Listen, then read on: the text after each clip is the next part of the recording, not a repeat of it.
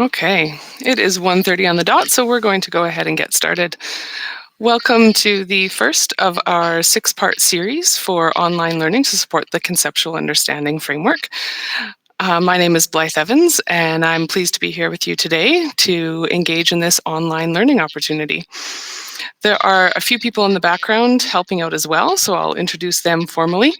Downstairs on the second floor is Janet Bell, and she is in on the meet on her phone, but also there to provide in-person technical support. So if you have any questions, you can use the chat function, or you can also just flag her down. Lisa Davies is also joining in, and she will be monitoring the chat as well to answer any questions as we go along. And in the background is also Karen Plant, who is recording this session on Screencastify. So this session will be recorded, including captions, and shared with you back in the back channel notes. So any colleagues that were not able to join today will be able to access those. And of course, you can access them as well if you'd like a repeat. Hopefully you had a chance to look through the back channel document that was shared with you in the greeting email.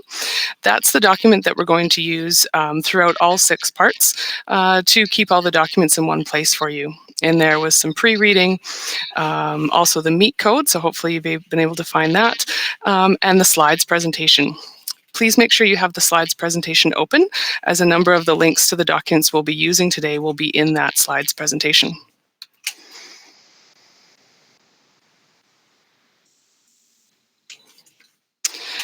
So there we are, that's me. Joining you from the TIPS team. This is year 2 on the TIPS team for me, and anytime I have an opportunity to join passions with my previous experience and technology is a great opportunity that I love to engage in. I, of course, work on a team of 6 on the TIPS team, and there's all of us there. 4 of us today are supporting you, and our other 2 members are also here to support you with any learning needs that you might have, and so that's Will Rice and Aaron Muller. Our work encompasses a number of different things that are laid out in our team charter, some of which overlaps with your work, which is a great place to meet as well. So providing professional learning. We also collaborate with administration on various levels in technology planning. We coordinate central projects, various things, including school zone. And of course, we build stakeholders, build relationships story with all of our stakeholders in our Department of Technology and Information Management. Some things just to get started, and these are just general things, tips and tricks for you when you're in an online session, and we know that everybody has different experiences with those. So right off the bat, I asked you to mute your microphone, and that's just when you're not speaking. There may be times throughout the session when you are prompted to turn on your microphone and take part in the discussion for everyone to hear and to share some ideas.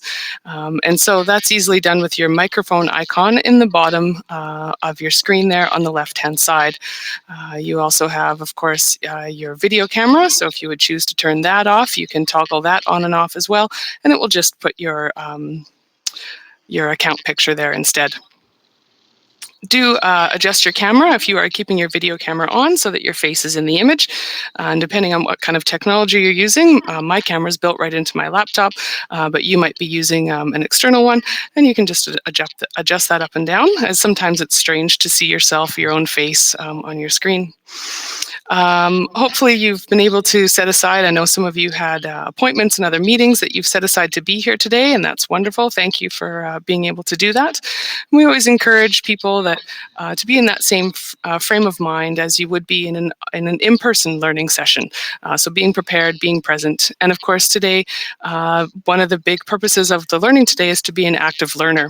So sometimes you'll be listening, sometimes you might be speaking, and several times we'll be engaging in collaborative documents where you will be sharing ideas either in text or on the microphone, commenting on one another's ideas and connecting in several different ways.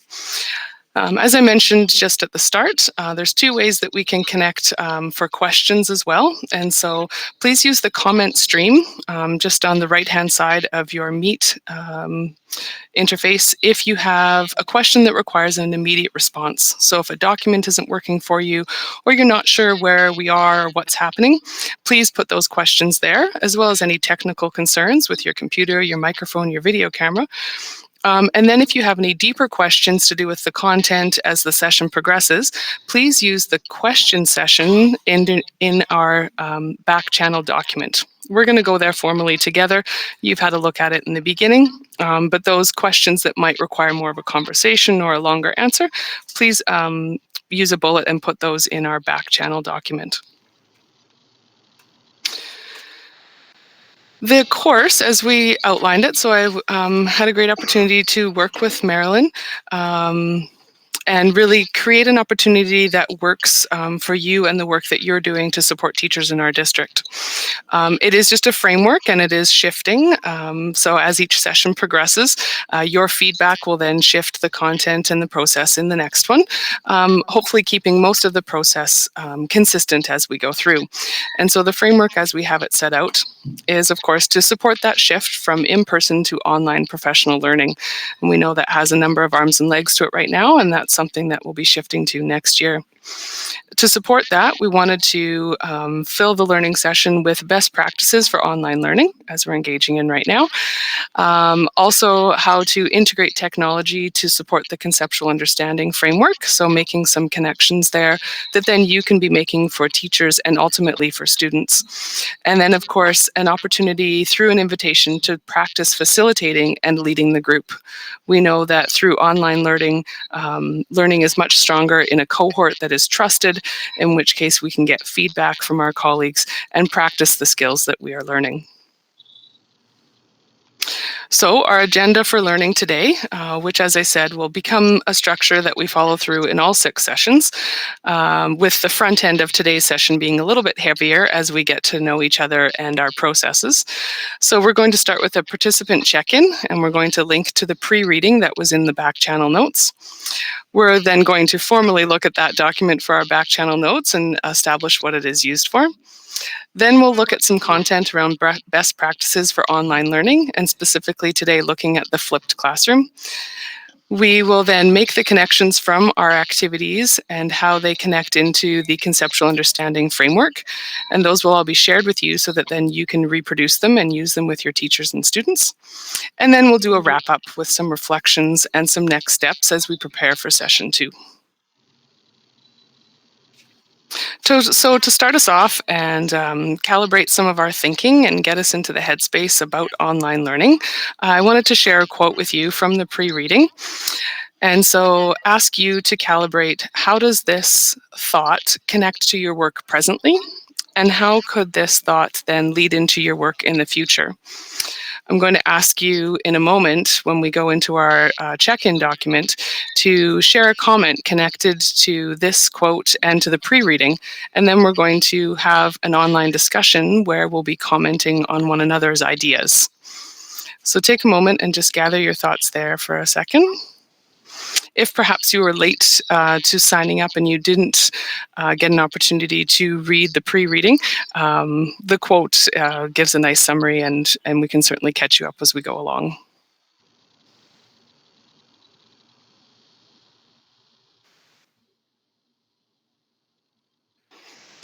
And so from there, we're going to jump right into our first online collaborative document. The document formats we'll be working in today are Google Docs and Google Drawings. And as we go through each session, we will pick different Google apps to explore, and then perhaps even go beyond G Suite, depending on how we do. So let's start first by connecting with one another. So when you click on the orange link at the top here, that's going to open you up into a Google Doc that is shared with all of us.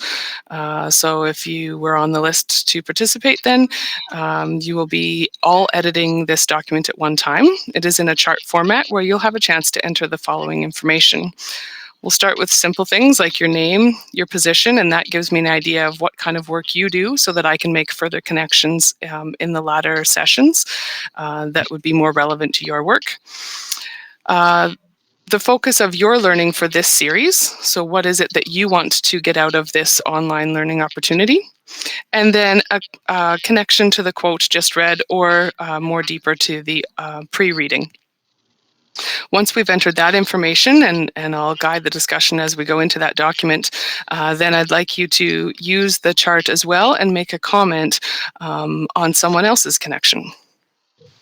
So if you can go ahead and click on the link for Connect, we'll go into our Google Doc.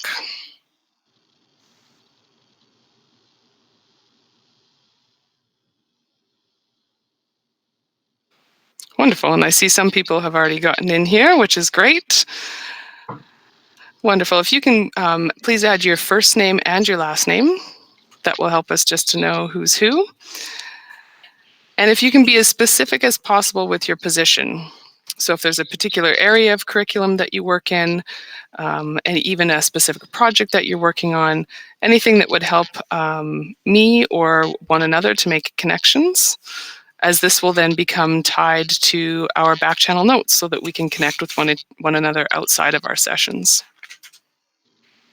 The column for the focus of learning, like I said, is what is your objective from this learning session? What do you want to get out of this?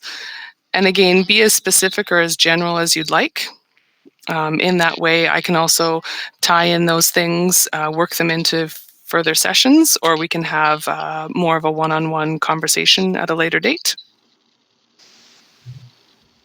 And then as we go up into higher level thinking, if you can refer back to the quote, make a connection here. And from there, we'll pull out some salient themes to discuss. And then you can have a chance. It would be great if everyone can make one comment on somebody else's comment. I'm just taking the learning up the ladder there, so it's a little bit of a more reflective activity. So I'll give you a few minutes to fill those in, and then I might call on a few of you to turn on your mic and share some further ideas.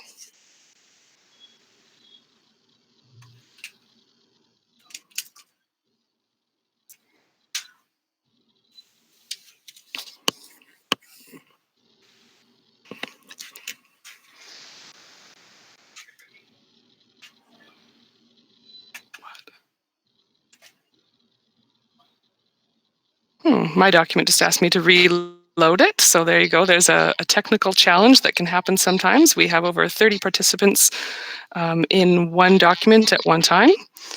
Normally that isn't a problem, but sometimes these things can happen. A chart is a great way to help organize ideas when there are multiple users inside of one document, especially when we're thinking about students, not just adults. So that way people know the information that you want them to add and have a place to put it instead of having to move down the page or add bullets in that way. And so connections to the quotes.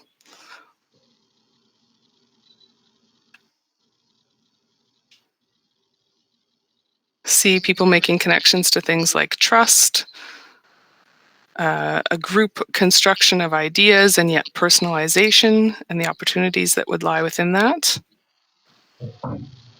Wanting every student to flourish. It's a nice word and definitely one of the objectives as I was creating this opportunity. As we know, there's a wide range of learners out there and trying to meet all of their needs without having them in person. So that is certainly a challenge of online learning.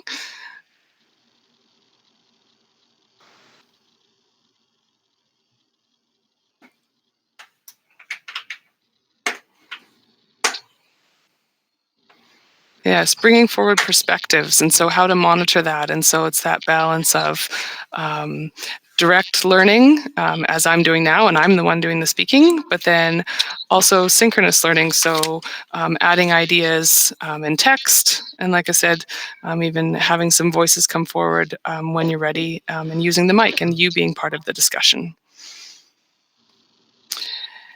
There is research to support the idea that even though we're in an online environment, it can be beneficial for multiple people to be actually in a physical space together. And so that might be a practice that you consider going forward. If you have one of your meeting rooms and say, a small group of you want to be in the room together, you could then have one device or multiple devices, but only be using one mic then, so that we don't have the mic feedback creating a problem, but having the people in the room at the same time so that they can be discussing while we're doing an online session. That is also a best practice going forward. And when we think about using this model in schools, that could also be an opportunity if you have a staff all together in a staff room and you're the one remoting in. So having them in a physical space, but meeting in an online space, also a good possibility there, a blending of the two. And the reason I have fun is I'm recording it.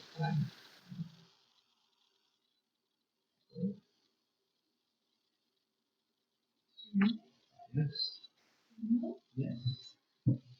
I got 5 wrong, and I was so close, but like my 5th one was like Yeah, I see lots of people talking about active engagement, and so I'm curious then to get your feedback today after the session as we engage in the Google Docs and Google Drawings and how that works out for you, and what that can look like in different apps as we move forward. Thank you also for bringing forward those ideas specific to your work, whether it's literacy. I saw a few connections there. I see some connections to second languages. Most definitely. So the reason why I designed this document as well, as I see some connections here to building relationships, is so that I can build a relationship with you, and also so we can build relationships to one another. The notion that we're going to work with today, in fact, is that the person running the session is simply a facilitator or the guide on the side, if you will, and that the group actually is the value in that you're bringing forward the ideas of everyone that's participating. Thank you also to those of you who are making a connection, and so bumping up from your own reflection to now connecting to someone else's reflection. So if you have a chance, you can go ahead and add a thought or an idea on the far right-hand column there on our chart as we finish up our discussion. Now would be a great time, and I'll just leave this as an open invitation if you'd like to turn on your mic. And so that would mean toggling off the red microphone icon and joining in to share an idea.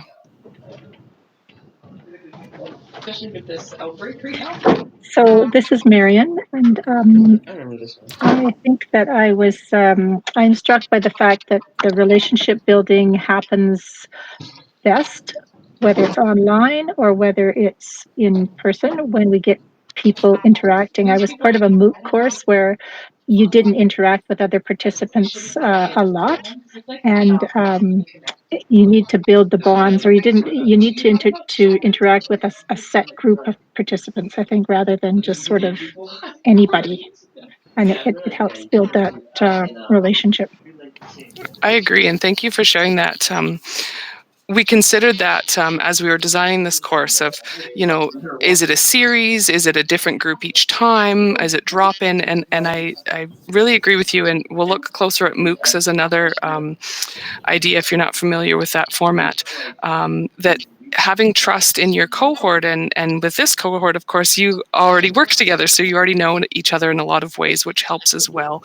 And that's why, again, too, we wanted to build in that leadership opportunity so that you can also have a chance to practice facilitating within this group. And so, again, building that relationship of trust is very important. We can all try, and we can all fail, and we can all try again.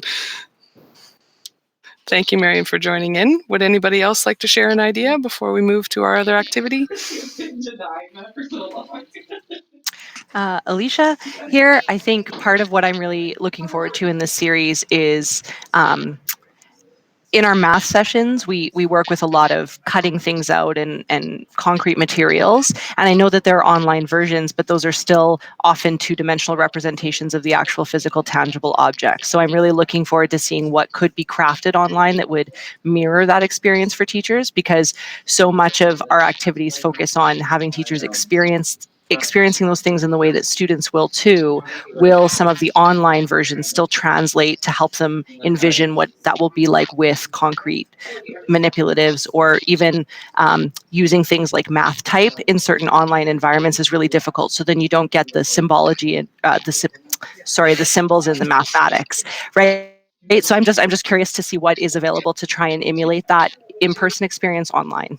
That's wonderful. Thank you, Alicia. And that's a big piece of this too, is wanting these activities to bring relevant things to your work. So exactly that, mirroring what we do with teachers, so that all the way down to what we can do with students. And so I hope you put that in the document somewhere so that I can definitely pull out those ideas, and perhaps we can have a closer look at another time at Equatio, which can do a lot of what you're talking about with the online math manipulatives and that more realistic experience in a digital world for students. Live, one of the comments that has popped up. Sorry. Lisa, I think you have a mic problem. There we go. One of the comments that has popped up is that people are struggling to listen to your commentation while they are typing. Ah. So maybe you could address that. And that is certainly a balance of that silent time versus sharing of ideas. And so thank you for that feedback right away. And we can certainly build that into the session of monitoring what it is you're doing. Like I said, the roles of listening as well as interacting in a variety of ways. So it is quite a demanding experience, but certainly one we can tailor as we go along and get to know each other. So this document will also be a living, breathing document. And so this will now be linked into the back channel notes so that you can go back and connect in here, and then, tap somebody on the shoulder and connect further. And like I say, I certainly appreciate this as a way to start conversation with you as well. So we're going to leave this document and head back to the Google Slides. You know what? And that leads us into this document that we've been talking about so much. So another shared Google Doc, shared amongst all of us, and in edit mode, so that you can all add ideas. So this time the link for the document here is under our word together. And we'll just take a quick look in here, and so that you know where and how to use this document to meet your learning needs, whether it's asking questions, sharing ideas and connections, some connections for further learning, so some research up there, and then of course our opportunity to sign up for that leading that I've been speaking about. So if you go ahead and click into our back channel shared document, I also recommend that you always keep this open on a tab while you're in the Meet, because it is that other place where you can ask those deeper questions. So up here at the top, you'll notice that there is a link for each one of our 6 sessions. And so the one that we're currently on here is highlighted in blue. But as we go down, each one of these will become linked. And these are just linked using headings, so that you don't have to navigate all the way through this document by scrolling. As you can imagine, it could get quite lengthy as we develop each one of our sessions. The document that you were just in to check in with one another is linked here in our check-in list, and that will stay there.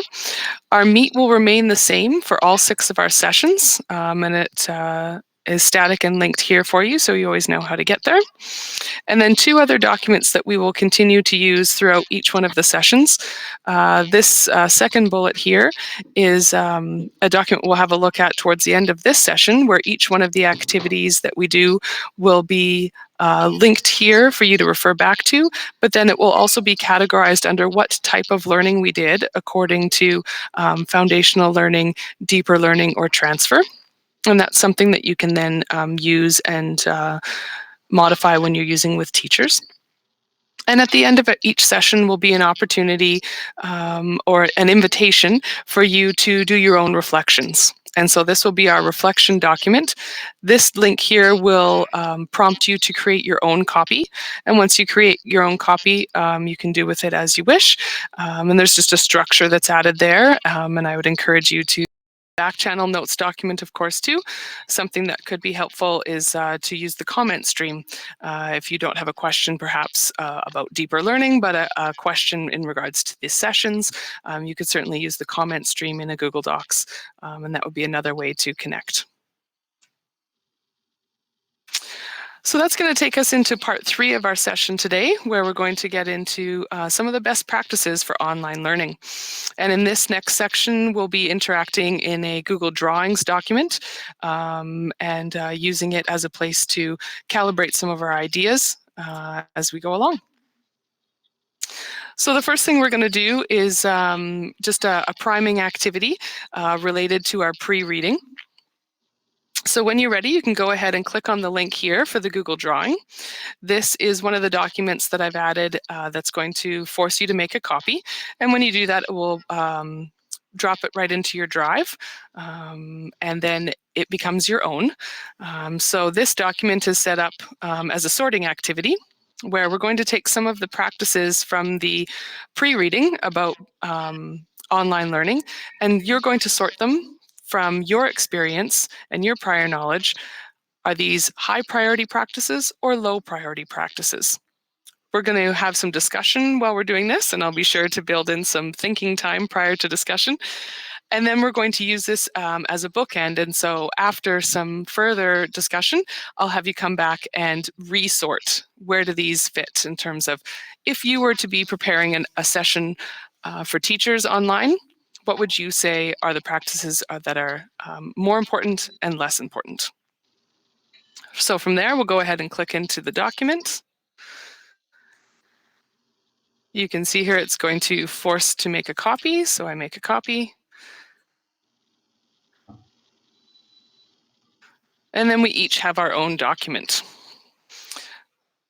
I chose this way of sharing the document instead of having all of us in one place because I'd like this to be a personal activity, and then we will use the mic and have a discussion to share our ideas in that way.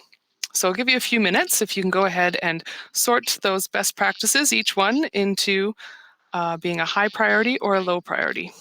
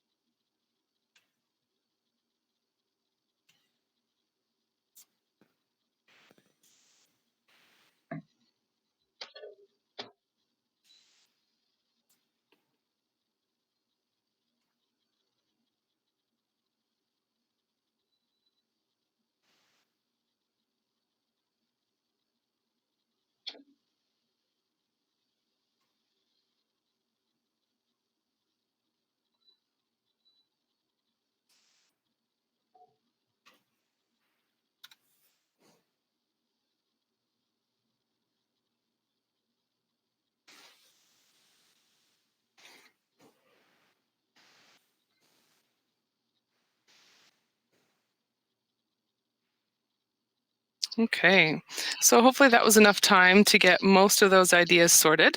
I found as I was sorting mine, I found the middle more often than the high priority or the low priority. But let's start the discussion then.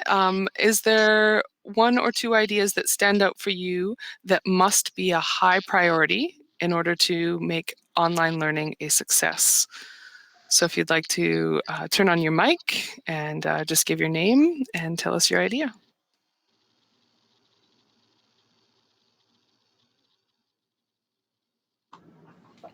Hi. Hello. I think the organizing by topic is really, really important, a high priority. And I also think like the amount of time, like for that engaging piece, like it's not 2.5 hours. We're here for an hour together. So I think that's also really important. Those are the ones that I had on that priority part. Thank you. Thank you. And your name, sorry? Oh, I'm Isaac. Oh, hi, Isaac. Hi, Blythe. Thank you. Yeah, no problem.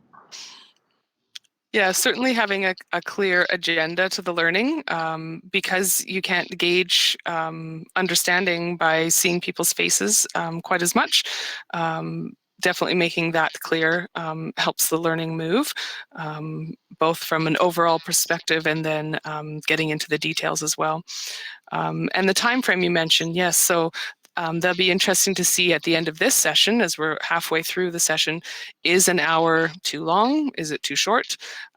What's your feeling on that? I mean, we often offer 3-hour, half-day in-person sessions. And how does that feel in compared to a 1-hour session online? So it'd be good to reflect on that further. Would somebody else like to turn on their mic and share an idea? Hi, Alicia again. My my two are really active learning and that presence. Like, how can we get that same active physical mental presence for them online that we can in the in-person sessions? Absolutely. And that's great. You mentioned the active learning before, and so hopefully we're getting some ideas flowing on that, and seeing the different apps here as you're now interacting with a Google Drawing and thinking about, okay, how does this fit with your content? And absolutely, I think that's a shift in the learner. Oftentimes, is presenting that opportunity and creating that space to be physically and mentally present. I can say for myself, and when I'm in a learning situation, I am moderating myself and my attention in a variety of ways. And that's easier to do when I'm sitting at my own desk and nobody can see me. I can turn off my mic, I can turn off my video camera, and I could be quite passive. But creating an online learning session that demands just enough of the person's attention to keep them actively engaged. And like I said, my thought on these sessions is that I'm just creating an opportunity, and where you take it is up to you. And I guess since we're engaging with adults, that's often the way. Yesterday, for instance, I was more passive. I was in an online meeting, so more just a conversation, and it was after hours, and so I was in the meeting from home, and so I was very passive in that I had turned off my mic and my video camera, and I was just chiming in when I needed to. And so, is that an appropriate way for your participants to be in the session, or do you want them to be more engaged? And deciding that and planning accordingly. Is there anybody else that would like to comment? Maybe perhaps on one that you thought was a little bit less priority? Hi there. Hello. It's Sue. One of the ones that I felt was important was the multiple means of engagement, and it goes back to what you were saying about how adult learners choose to be engaged in the learning while you're online. Experience has shown that they're going to make decisions based on what works for them at the time, and they're going to come in and out. And I guess for me, when they have opportunity, we're trying to get to everybody and get to everybody's learning style. So providing all kinds of ways to do that throughout the sessions, I think is kind of important. Not just making it active learning, but trying to find different ways to sort of engage them so that they will be physically and mentally present all the time. So that to me was a priority. Thank you for mentioning that. That's really important. As we think about even in person, people engage in different ways, and knowing whether or not somebody's engaged is so subjective. And that holds true to an online learning as well. As you can see, some people are ready to turn on their mic and speak, while others may not during all 6 sessions. But for the presenter, that doesn't tell me automatically who's engaged and who's not. Some people will be just more listeners and more passive, and might choose to only participate by adding text in a document, so providing that opportunity, or listening to a video, or just listening to the conversation, while others want to be leading and facilitating and jumping in. So oftentimes it's an invitation to participate, and then the participant chooses how they want to engage. Thank you for mentioning that. It's Marion here again, and I'm just been thinking about this act of learning and the being physically and mentally present. And in an intervention course, which doesn't necessarily work well with online learning, I don't think, but I'm trying to figure out how it will. You have to be able to learn from each other, because and the sharing and the talking. So multiple ways of engaging and being able to talk with each other is like high priority. I just am trying to figure out how to, because that's where the learning shifts happen, and I'm just trying to figure out how to negotiate that. Mm-hmm. And so something to consider as you were speaking there about those opportunities is considering the number of participants in your sessions. If that discussion is quite important, then perhaps keeping it to a smaller number so that everyone has the opportunity to participate. I feel like we have a good number of people here today, but certainly the time would extend far beyond an hour if we wanted everyone to be talking. So the number of people in your sessions is also a practice to consider when planning ahead. Thank you. And I'm just watching our time here, and that is actually a nice segue, because we are going to go into a multi means of engagement opportunity here, and because our next slide takes us into a video. So if you can leave your Google Drawing open, because after the next few slides, I'm going to ask you to come back to it and reflect again. So if you can just tab back to your Meet, and we're going to move forward.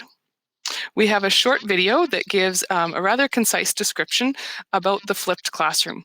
And this is not a new concept or a new idea, but when we put it in the context of online learning, how can that shift your perspective of what you're asking of your participants, and then how you're setting up that learning opportunity?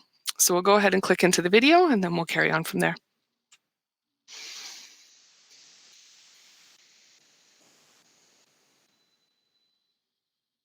This is a classroom. And the students watching this. You'll recognize this.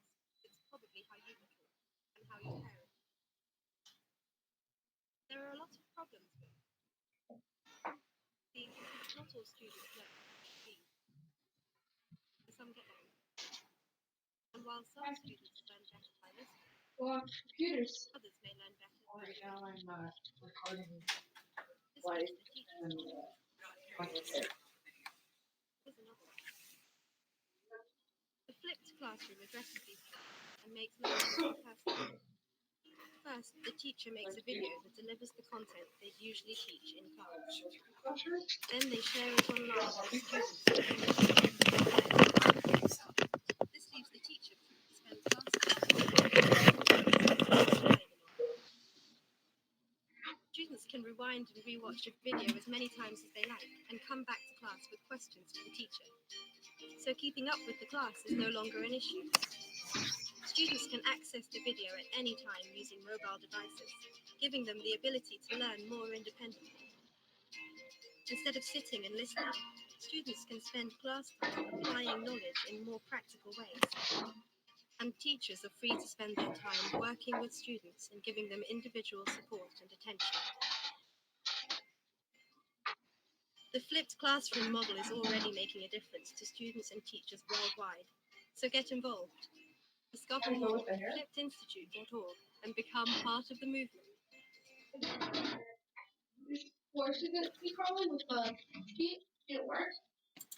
Okay, Lisa tells me that, whoops. Lisa tells me that some of you were not able to hear the audio. For that, I apologize. Could be settings on your computer, could be something with the presentation. In the interest of time, though, we will move forward, and so hopefully you'll have a chance to come back to this video at a later date, and we will troubleshoot that.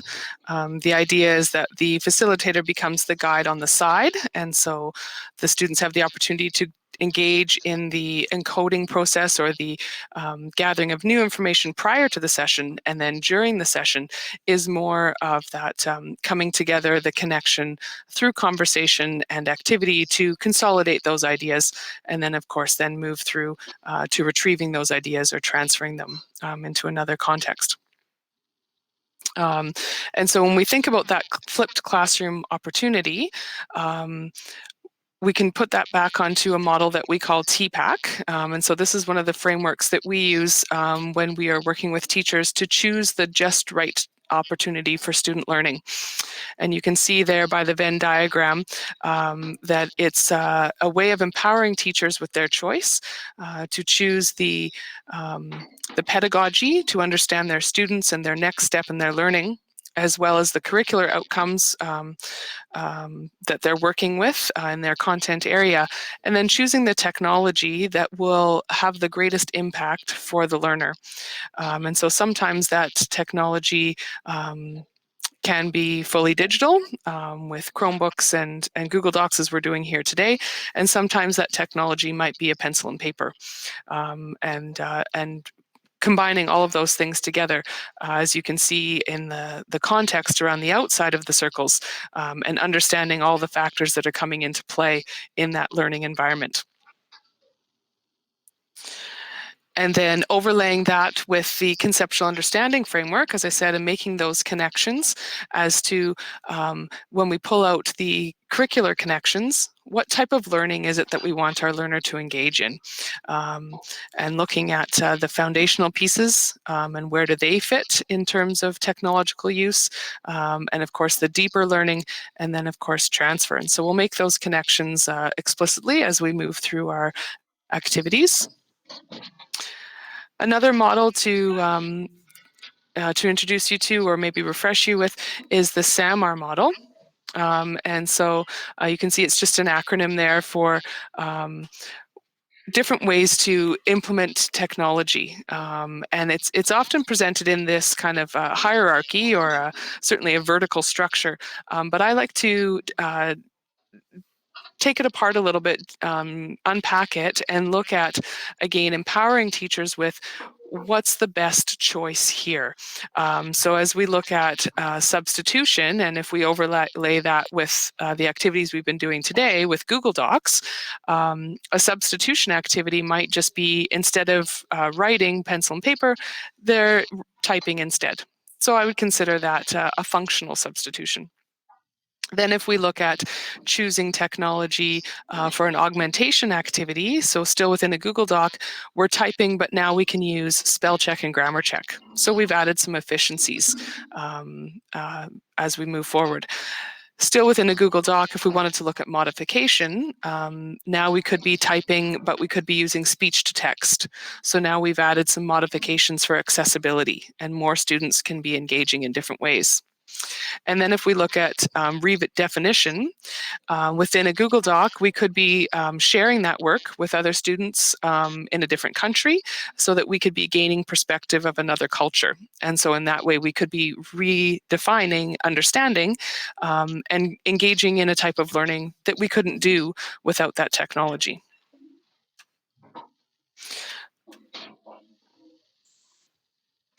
And then overlaying that all as well with design thinking.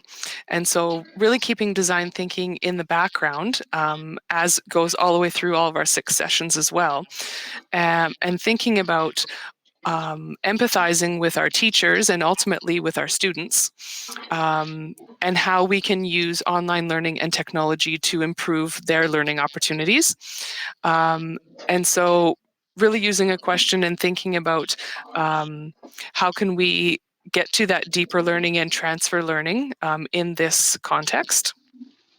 And then, of course, creating an opportunity for you to ideate. And so that's that connection back to the framework, back to all the different types of Google Apps we're going to use, and get those creative juices flowing when you overlay that with your content. Today's is just Google Docs and Google Drawings, but as we go forward, we'll get more and more ideas. And then, of course, prototyping. So in the reflections afterwards, you'll have an opportunity to then use these apps and create an activity. And if you'd like to, you can sign up for that leadership opportunity so that you can test it, get that feedback, and then go back to the empathize and defining stage and go through it all over again. So really thinking about we invite students, we invite our teachers as participants to engage in this online learning, using technology to create a number of different activities so that we can connect to ourselves, to our own learning, but also connecting to one another. and really empowering each and every one of us to be learners in the way that suits us best.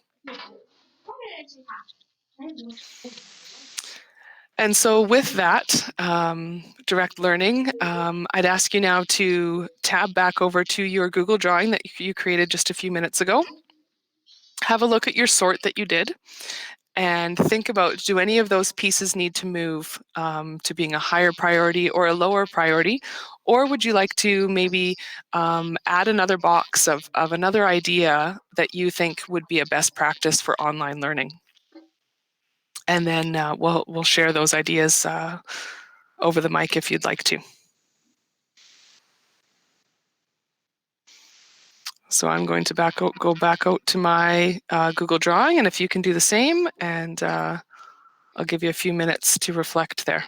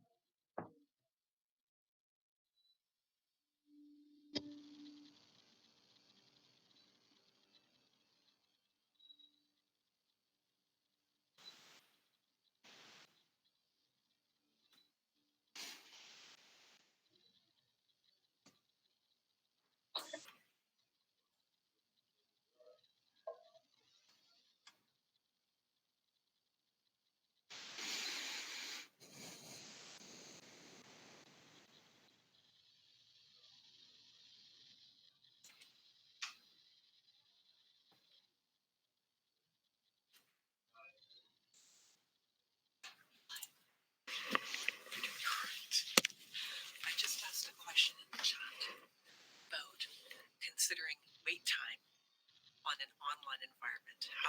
What is the comfort level for the presenter when you're in an online as opposed to an offline? So I just asked that question in the chat. So hopefully you've had a chance to do some resorting, or maybe you solidified your ideas from the previous sort. I was making a new box for instructor follow-up, and then I realized it was already there, follow-up with presenter. And so I think that goes back to our idea of relationship building, and that it doesn't just happen online, but it happens in the space between our sessions online. And then taking that idea of the flipped classroom, and I made my idea of the scheduled weekly session work a little bit larger.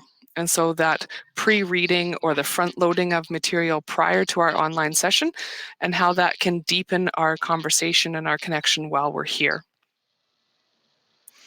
Do we have a few participants that would like to turn on their mic and share an idea? Maybe about one of your ideas or about how some of your ideas shifted? Hi, it's Mark. Hi, Mark. Hi. I was just thinking about the idea of that follow-up with the presenter or having an instructor present. And I wonder if that is kind of connected to the depth of at what point in the learning you're at. So if you're sort of at that foundational piece, maybe that information is gathered without the instructor present, but when you're needing greater clarification, you're moving into some deeper learning, that maybe it's more important for the instructor to be present at those times. Nice. So making a connection from the stages of the conceptual understanding framework and thinking about when and how that's presented. Am I hearing you correct then, that perhaps the pre-reading or the pre-learning that happens outside of the session is more of a foundational type learning, and then the deeper learning or the consolidation happens in the online session?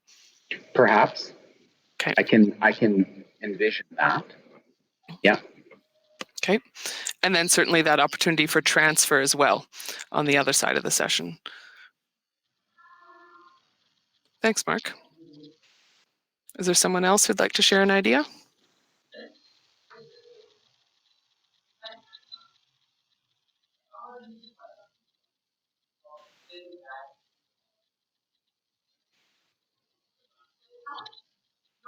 Okay, well, in the interest of time, I think we will keep going. I do recommend keeping your Google Draw as you have it here, organizing it in your drive so that perhaps as we go through the sessions, you could be adding other practices or coming back to this as a place of reflection as you start to design your own activities and your own sessions for teachers. So I'm going to go ahead and close that document and go back over to our slides.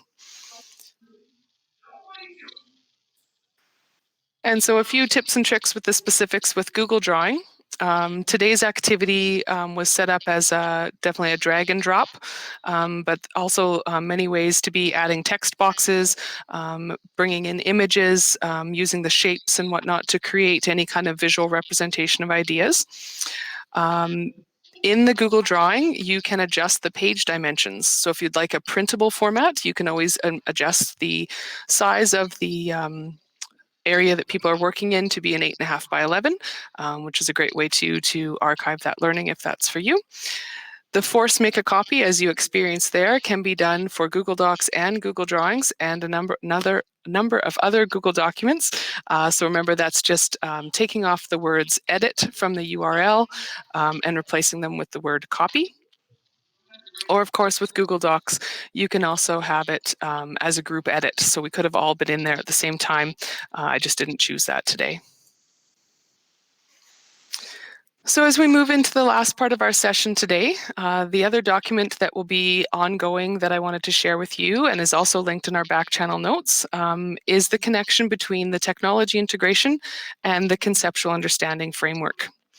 And so in just a moment, I'll click into this document here. And this document is shared with you as Can View. So in that way, I will keep adding those activities and they're there as an archive for you. And so what I've done is just taken each one of the activities and aligned it with where it would fit under the conceptual understanding framework. My hope is that you then take this and start thinking about how you could build activities that work for you. I've linked each one of these activities in there, so I encourage you to make a copy, use them as templates, and share them with other teachers.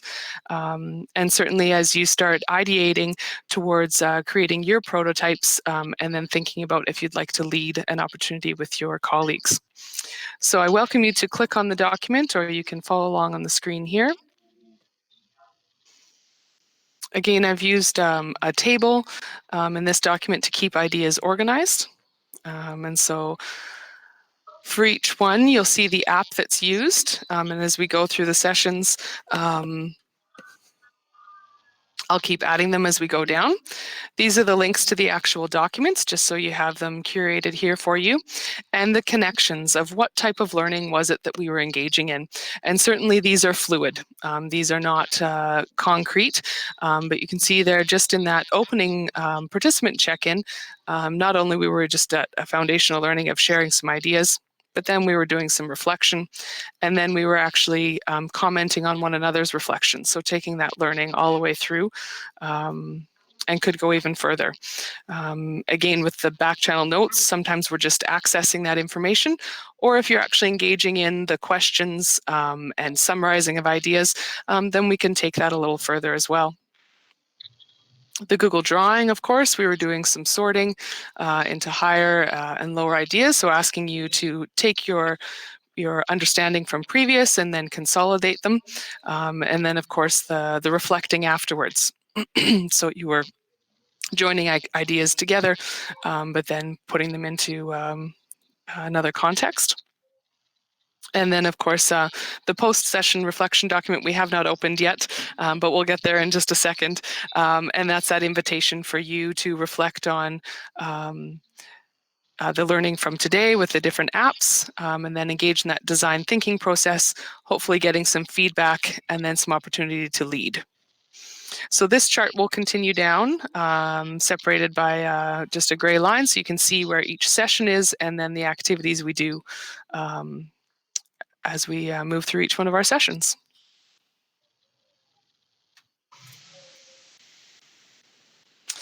So to close up today and lead us into our next session,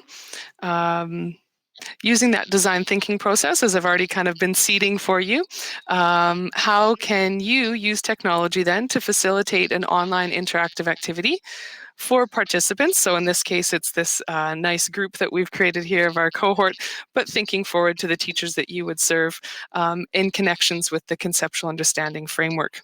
And so to guide you through that process, and this is just a framework, but please make it whatever you need it to be, is a Google Doc, and this will also force you to make a copy, so this becomes your own. You can share it with whomever you like, or keep it as a personal document. And so I'll just quickly pull this up so that you are familiar with it.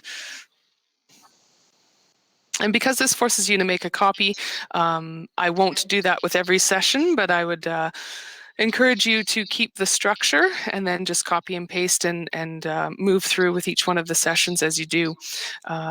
So some general ideas up here at the top of just thinking about this session and also thinking about your work going forward. So if you can provide me with feedback, that's always helpful as well, of from session to session, what needs to stay the same, what needs to shift, and what needs to change. That helps make sure that this learning is relevant for you and as connected to your learning as it can be.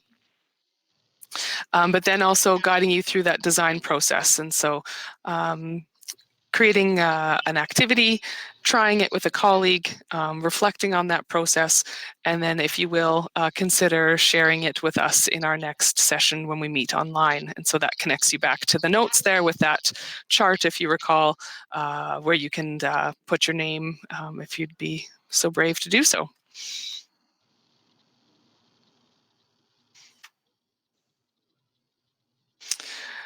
Okay, and so there's that opportunity there again, and we know that that would be that transfer learning. And so if you are hoping to have that opportunity and perhaps it's already full, we can create other opportunities for that to happen, as we know that's important to engage in all stages, as we would ask our participants to as well. And if you have any questions about that, please feel free to contact me in between the sessions, and certainly lots of support there if that's something you'd like to take on. So right on time, 2:30, we will stop there. Like I say, if you have any thoughts for me on today's session, I would love to hear them. Your feedback is very valuable. As I said, there is a framework set out for each session, but certainly opportunity to modify as we go through to meet your needs. And so thank you very much for joining today. There are further resources, of course, on our tips.epsb.ca website. If you'd like further information about Google Apps or training, integration into the classroom, you can check there. You can always send me an email or any one of my colleagues. We're happy to help. And our next session will meet online, same time on March 20th. And I look forward to seeing you there. If for some reason you did lose one of those documents, like I said, I will try and curate everything into that back channel notes document. And of course, I'll send you another email prior to our next session so you're organized and ready to go. But that is all for today. I will, you can sign off and I will stay here. If you have any questions, you can go ahead and turn on your mic and ask away. Or if you need to carry on with your day, then I'll honor that and wish you a happy Friday and a great weekend.